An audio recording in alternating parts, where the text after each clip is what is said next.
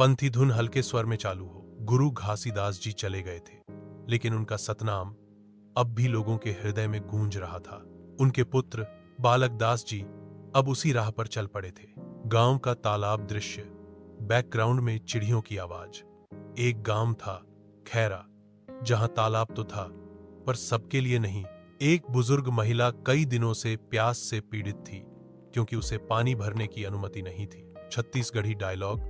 महिला कमजोर स्वर में, गुरुजी, हमन ला तो पानी भरी से मना ही है, कही थे हमर छू लेहे से गंदा हो जाते।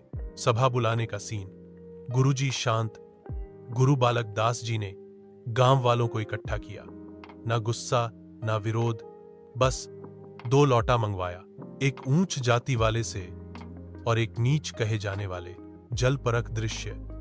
बालक दास जी, अब बताओ कौन सा लौटा ऊंचा है? एक लंबी चुप्पी।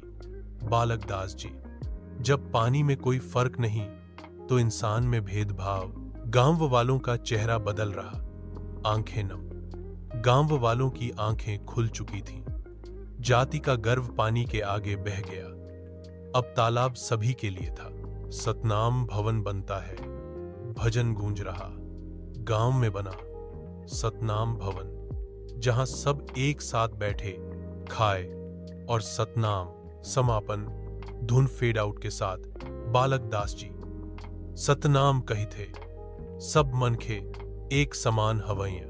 बालक दास जी संत नहीं, समाज को बदलने वाले दीपक थे, जिनकी लौ आज भी जल रही है।